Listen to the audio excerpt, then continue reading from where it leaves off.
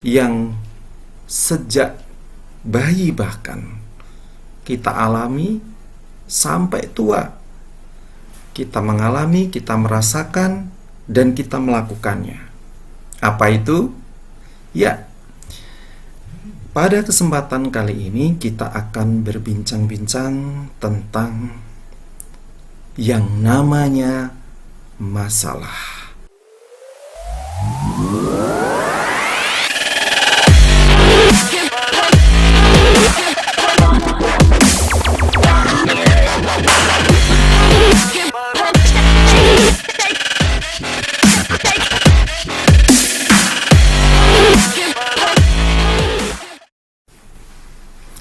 Selamat berjumpa kembali dengan saya, Tekad Wahyono, di channel YouTube yang semoga saja bisa membawa manfaat untuk kita semua.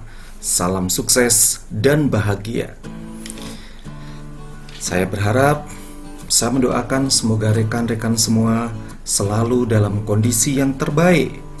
Apapun yang terjadi dalam hidup ini, semoga saja kita dapat melaluinya dengan cara dan hasil yang terbaik. Rekan-rekan semua, selalu saya mengingatkan agar rekan-rekan semua bersedia untuk berbagi channel ini, memberikan like, memberikan komentar, subscribe tentu saja, agar channel kita menjadi semakin bisa bermanfaat untuk orang banyak.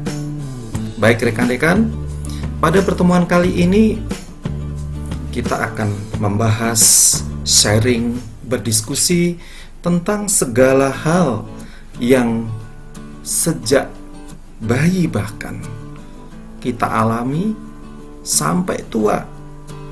Kita mengalami, kita merasakan, dan kita melakukannya. Apa itu? Ya, pada kesempatan kali ini kita akan berbincang-bincang tentang yang namanya masalah dan pengambilan keputusan yang paling berat dalam hidup ini. Wah, judulnya sepertinya serem. Tetapi memang sejak kita dilahirkan di dunia ini, kita diciptakan sebagai manusia, disitulah berbagai macam permasalahan datang silih berganti sesuai dengan tahap-tahap kehidupan kita, dan juga pada saat itulah kita harus mengambil keputusan-keputusan yang tepat. Dan mungkin kita merasa bahwa pada suatu tahap kehidupan, inilah masalah yang paling berat yang kita hadapi. Termasuk ini keputusan yang paling berat yang harus kita hadapi. Kita bisa melihat, mendengarkan orang-orang yang mengatakan bahwa hidupku terasa begitu berat dibandingkan dengan orang lain. Masalah-masalah yang ditimpakan kepadaku besar-besar. Kemudian juga mengatakan, dia kok enak sekali hidupnya, terasa lempeng, lurus, mulus, tidak seperti saya. Segala sesuatunya penuh dengan masalah, penuh dengan ujian-ujian, dan saya harus kerja keras untuk menyelesaikan ini semua, mengambil keputusan yang terbaik. Dalam istilah orang Jawa disebut sebagai wang sinawang. Kita kadang melihat orang lain jauh lebih enak, tapi padahal kita tidak tahu apa yang terjadi pada orang tersebut. Orang tersebut mungkin juga akan melihat kita, enak juga ya jadi dia. Nah, seperti ini sering kita dengarkan kalau kita sudah mulai saling berbincang-bincang dengan yang lainnya. Baik rekan-rekan semua, ada dua kata kunci tadi yang saya sampaikan, bahwa satu hal adalah permasalahan. Permasalahan, kemudian sekaligus di situ bagaimana memecahkan masalah. Yang kedua adalah pengambilan keputusan. Dan yang ketiga tadi ditambahin bumbu yang bikin serem adalah masalah dan keputusan yang paling sulit dalam hidup ini. Oke, yang pertama, permasalahan dan penyelesaian permasalahan.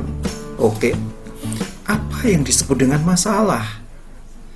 Apakah kita yang punya kulit gelap itu menjadi masalah?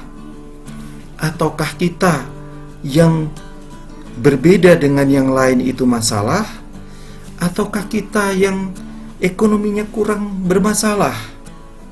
Atau juga kita yang terasa tidak bisa mencapai sesuatu dalam hidup ini?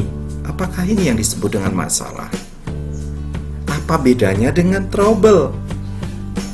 Iya, rekan-rekan semua, pada dasarnya ketika kita bangun pun kita sudah dihadapkan pada sebuah masalah. Ya, masalah pada dasarnya adalah sesuatu hal yang ada kesenjangan antara yang kita mau, kita inginkan, menjadi idealisme kita, menjadi target, dengan yang real, yang nyata kita miliki atau kita rasakan, kita alami saat ini. Ketika kesenjangannya semakin tinggi, maka kita merasakan ini menjadi masalah. Berarti masalah bisa didesain. Berarti masalah itu justru harus kita cari, kita susun, kita desain dalam waktu-waktu tertentu. Berarti masalah adalah sesuatu hal yang positif. Karena dari situ kita menjadi tahu apa yang seharusnya, apa yang menjadi impian-impian kita, apa yang menjadi idealisme kita, dan yang saat ini terjadi, saat ini kita alami. Mungkin ada yang kaget, terkejut. Berarti dalam hidup ini justru kita mencari masalah. Lalu apa yang bikin orang itu stres, bikin orang itu nggak nyaman? Ini yang sering disebut dengan trouble. Bisa jadi trouble itu berasal bukan hanya dari diri kita sendiri. Sesuatu bisa jadi pikiran kita yang sedang kurang kondisinya sepenuhnya sadar. Tapi bisa jadi karena ada sesuatu yang datang dari luar diri kita, sesuatu yang datang dari entah itu peristiwa, entah itu dari orang, atau apapun. Nah, pada saat ini kita tidak merencanakannya. Nah, itu yang sering kita membuat atau mengatakan, waduh, ada trouble nih. Oke, pembicaraan kita pada kali ini, diskusi kita kali ini, kita fokuskan pada masalah, permasalahan. Karena tadi kita sudah sepakat bahwa permasalahan adalah kesenjangan antara hal yang belum kita capai atau hal yang menjadi keinginan kita dengan yang kita miliki saat ini atau yang sedang terjadi pada diri kita saat ini. Dan masalah justru harus kita desain agar kita selalu memiliki peningkatan-peningkatan dalam kehidupan ini. Kalau begitu, kalau ada kesenjangan, harus ada upaya untuk meminimalkan kesenjangan ini. Sehingga targetnya, impiannya, atau segala sesuatu yang menjadi idealisme kita itu bisa tercapai. Kalau kesenjangannya segini, makin kecil, makin kecil. Walaupun bisa jadi ada yang tidak sepenuhnya sesuai dengan yang kita inginkan. Upaya untuk meminimalkan atau bahkan menolkan kesenjangan inilah yang disebut dengan pemecahan masalah. Dan di ujung pemecahan masalah adalah pengambilan keputusan. Nah, inilah kita jadi tahu bahwa pengambilan keputusan semacam menjadi langkah terakhir dari proses pemecahan masalah. Kalau begitu, inilah teman hidup kita.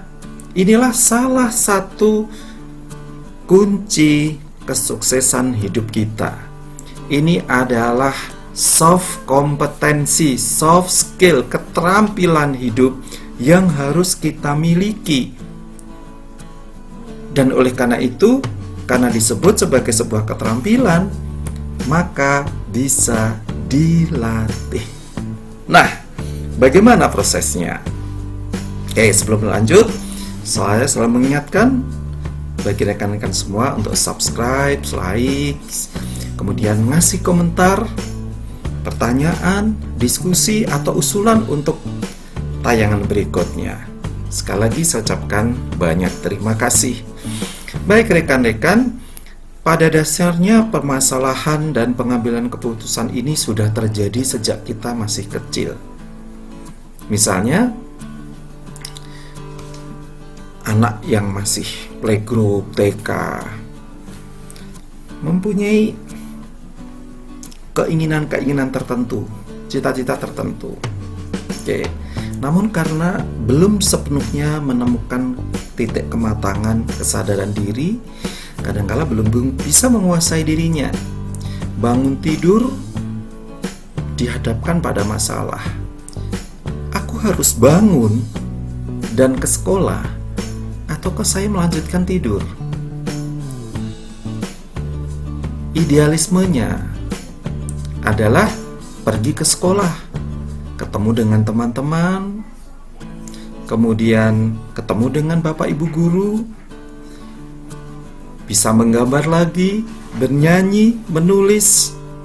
Tapi kenyataannya adalah kepalanya berat, matanya masih berat. Nah, terus contoh lain adalah ketika ditanya, anak diminta untuk memilih, "Hai nak, kamu mau makan apa? Kamu minum apa? Mau jalan-jalan kemana?" Sederhana. Mulai anak bergelimang di dalam sebuah atau bergulat di dalam sebuah antara pengennya ini dan lain-lain, ada beberapa pilihan-pilihan. Nah, akhirnya si anak mengambil keputusan. Nah, sehingga dari sini kita tahu rekan-rekan bahwa sebenarnya pemecahan masalah pemecahan masalah dan pengambilan keputusan terjadi sejak dini, dan oleh karena itu bisa dilatih. Anak dibiasakan untuk memilih yang dia mau, tetapi karena masih belum sempurna kematangannya, kesadarannya, orang tua atau figur yang lebih dewasa harus membimbingnya, bukan mendikte. Diajak dialog. Misalnya memilih sekolah, memilih baju, memilih makanan, memilih tujuan untuk bermain, dan lain-lain. Hal-hal yang kecil ini kalau kita latih, maka anak akan terbiasa. Jadi tidak terbiasa didikte, apalagi didiktenya dengan cara diktator. Memang tidak dibiarkan sepenuhnya. Di sini butuh pendampingan, pembimbingan, coaching. Karena belum sempurna tadi, informasinya belum banyak, kematangannya belum luas, ya, belum sepenuhnya terjadi gitu. Nah, akhirnya faktor latihan, faktor stimulasi, kesempatan yang diberikan di lingkungan terdekat, keluarga terutama, itu menjadi hal yang penting. Seiring dengan perkembangan berikutnya, anak dihadapkan pada lingkungan sosial, di sekolah, di kampus, termasuk mulai ketika lulus SMP, dia harus memilih mana, SMA atau SMK, lulus SMA atau SMK nanti mau bekerja atau mau kuliah. Nah, ini pergulatan ini yang terjadi seumur hidup kita, sehingga akan lebih baik dan jauh lebih baik jika semuanya tadi didesain.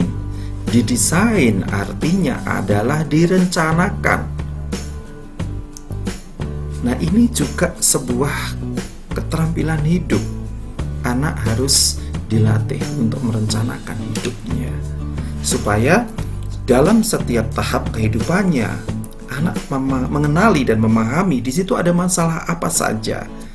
diidentifikasi, lalu disiapkan sedemikian rupa sehingga tidak terjadi keterkejutan yang luar biasa ketika beralih dari satu tahap kehidupan menjadi ke tahap kehidupan selanjutnya, dari satu level sekolah ke level sekolah berikutnya, atau sampai ke kuliah. Setelah kuliah harus bekerja, merit, dan seterusnya. Nah, sehingga sekali lagi faktor pembiasaan menjadi sangat penting. Oke, jadi lalu bagaimana ini supaya proses latihan ini berlangsung dengan baik? Bagaimana tahapan-tahapannya? Apa yang terjadi? Apa yang harus dilakukan supaya keputusan-keputusan yang diambil adalah yang terbaik, yang tepat, yang efektif, berdasarkan analisis permasalahan yang tepat juga? Oke. Sejak kecil, anak harus kita biasakan untuk berdialog. Pada saat anak sedang bermain, pada saat anak sedang kondisi yang terbaik, kita bisa menstimulasinya dengan menanyakan, apa yang kamu alami? Terus maunya apa? Nah, ini pada dasarnya dua pertanyaan ini, apa yang kamu alami, kamu rasakan, lalu apa yang kamu maui, apa yang kamu inginkan, kamu idamkan, ini pada dasarnya adalah kesenjangan tadi. Terus, ya biarkan dia bercerita. Ya, bercerita. Kemudian kita sebagai figur yang lebih dewasa sekaligus bisa ngecek, ini anak dapat informasi dari mana saja. Informasi tentang kondisi-kondisi yang dia alami ataupun yang dia maui, itu apa saja dan dari mana saja. Kita dengarkan, kita pahami dengan seksama. Ini logis atau tidak? Nyata atau hanya fantasi? Hanya dugaan, hanya kekhawatiran, ketakutan, atau apa? Nah, di tahap ini berarti anak berusaha untuk mengumpulkan data, informasi-informasi yang terkait dengan kesenjangan tadi itu. Disinilah peran kita sebagai figur yang lebih dewasa atau lebih tua. Kemudian, ketika sudah clear dari berbagai macam data, berbagai macam informasi tadi, kita lihat akhirnya mengerucut ke hal yang apa yang benar-benar dimaui anak, dan yang data-data yang real terjadi saat ini, dialami di dalam dan di luar diri anak. Setelah itu, anak kita latih dengan, kita stimulasi dengan, lalu gimana supaya kesenjangan ini tidak terjadi, supaya yang dimaui tadi bisa tercapai dibandingkan dengan kondisi yang saat ini. Anak mulai berpikir, menganalisis. Oke, kita dengarkan lagi. Ayo, pilihannya apa? Pilihannya apa? Pilihan A, B, C, D. Bolehkah kita memberikan contoh? Boleh. Untuk stimulasi boleh. Bolehkah kita membandingkan dengan hal yang pernah kita alami yang mirip dengan hal itu? Boleh. Tetapi tentu saja konteksnya berbeda. Karena kalau kita kemudian mengarahkan, mendikte supaya dia melakukan seperti yang kita lakukan, itu tidak bijaksana karena kondisinya berbeda. Namun dalam hal ini kalau kita menceritakan kondisi yang mirip, lebih kepada untuk menstimulasi anak, karena kita juga sebenarnya pernah mengalami situasi yang mirip atau bahkan sama, tapi pada zaman dahulu. Oke. Kita beri kesempatan si anak untuk menyampaikan alternatif-alternatifnya. Mungkin banyak alternatif. Lalu apa yang terjadi? Apa selanjutnya? Kita bisa menstimulasi dengan pertanyaan berikutnya. Seandainya kamu memilih A, kira-kira Apa kebaikannya? Apa keuntungannya? Apa yang membuat kamu happy? Lalu konsekuensinya apa? Risikonya apa? Demikian juga dengan pilihan B, C, dan D. Kembali anak berpikir, menganalisis, dan mungkin butuh waktu. Oke, mungkin butuh waktu. Mungkin kita tinggalkan dulu. Kita beri kesempatan dulu untuk menganalisis hingga akhirnya kita ketemu lagi. Hai, mana akhirnya? Di antara pilihan A, B, C, D. Oke, berikutnya kita harus secara seksama mendampingi dengan melihat hasil analisisnya beserta keuntungan dan resikonya. Kita pastikan bahwa keputusan si anak adalah sudah memperhitungkan hal-hal ini, konsekuensi baik itu dari sisi keuntungan maupun risiko, sehingga dia menjadi bertanggung jawab sepenuhnya ketika pada tahap pengambilan keputusan. Kita pastikan bukan kita yang memutuskan. Kita lebih banyak untuk memberikan support, memberikan semacam pembanding, analisis. Tetapi yang mengambil keputusan sepenuhnya adalah dia. Karena kalau kita yang memutuskan, bisa jadi dia tidak bertanggung jawab sepenuhnya atau bahkan tidak bertanggung jawab sama sekali atas keputusan yang kita pilih. Tapi kalau dia yang memutuskan, dia sudah mempertimbangkan segala macam hal, keuntungan dan risiko-risikonya, sehingga dia bisa bertanggung jawab. Nah, akhirnya keputusan terjadi.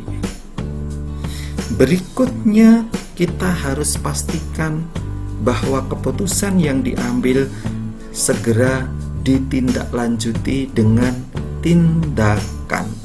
Termasuk kita harus tahu tindakannya nanti untuk mencapai step untuk bisa mengecilkan kesenjangan tadi itu. Kita pastikan anak tahu resource-nya, sumber daya yang dibutuhkan itu apa.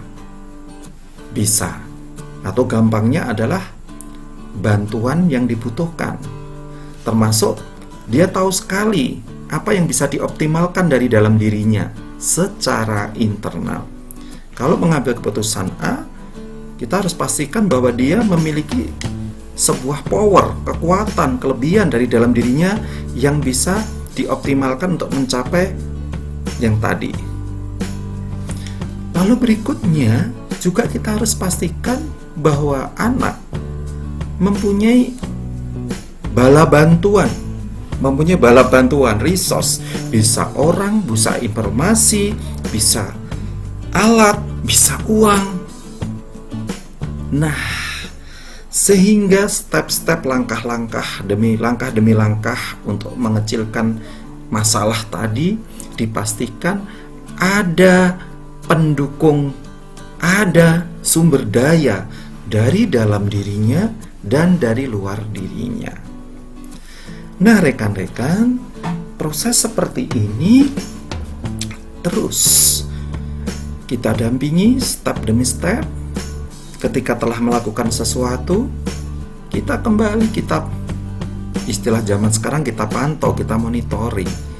Seperti apa yang telah dicapai? Seperti apa kesulitan yang dialami? Butuh lagi bantuan apa lagi? Proses ini terus-menerus hingga gap ini makin kecil, dan bahkan bisa jadi tidak ada.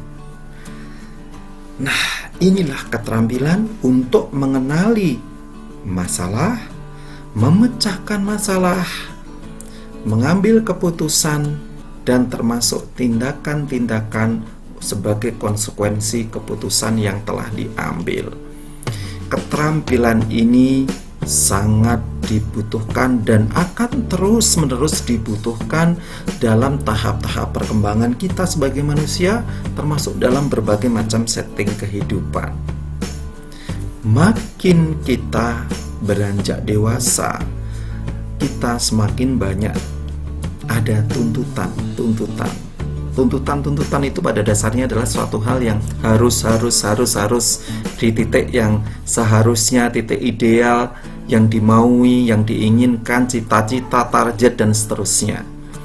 Sedangkan kondisi real kita juga selalu berubah, sehingga pada dasarnya kesenjangan-kesenjangan ini seumur hidup kita tidak akan pernah berakhir. Ketika satu kesenjangan sudah dapat kita atasi, akan muncul yang berikutnya. Sehingga tadi seperti yang saya sampaikan, bahwa pemecahan masalah, pengambilan keputusan adalah sebuah keterampilan hidup yang terjadi secara terus-menerus. Oleh karena itu, harus terus kita asah, kita latih. Nah, sehingga ketika kita kembali ke judul awal tadi, bahwa orang merasa inilah masalah yang paling berat dalam hidup saya. Saya orang yang masalahnya saat ini begitu beratnya dibandingkan dengan orang lain yang kita lihat. Kemudian inilah keputusan yang paling berat yang harus saya ambil dalam hidup ini. Karena dari kecil sudah dibiasakan seperti yang saya sampaikan tadi, maka akhirnya segala permasalahan menjadi sesuatu yang berat pada masanya. Setiap masalah pada suatu tahapan kehidupan adalah berat pada masanya. Tetapi karena kita sudah terlatih, ketika kita sudah dewasa, kita akan menganggap hal tersebut adalah hal yang biasa. Karena masalah selalu terjadi dan bahkan harus kita desain. Nah, sehingga kalimat inilah masalah yang terberat, keputusan terberat menjadi bukan lagi yang terberat. Ini menjadi sebuah hal yang biasa dalam kehidupan ini. Karena kita sudah terlatih, dibiasakan dari yang mulai dibimbing, didampingi, di-coaching, sampai akhirnya kita dewasa dan mandiri untuk mengenali masalah, untuk melakukan pemecahan masalah, dan juga mengambil keputusan yang paling tepat. Nah, ini rekan-rekan, ini sesuatu hal yang kadang tidak disadari oleh kita semua, bahwa sebenarnya masalah itu memang harus ada terus, memang ada terus, karena tuntutan akan selalu ada. Dan kita sedapat mungkin proaktif, sedapat mungkin merencanakannya justru. Walaupun tidak dapat kita pungkiri, ada yang datangnya dari luar, tuntutan-tuntutan, kemudian ada juga kenyataan-kenyataan yang dari luar, yang pada saat itu mau tidak mau kita harus beradaptasi, mau tidak mau kita harus menyelesaikannya. Nah, karena kita tadi sudah terbiasa dari kecil, maka itu bukan lagi menjadi sebuah hal yang sangat terlalu mengejutkan.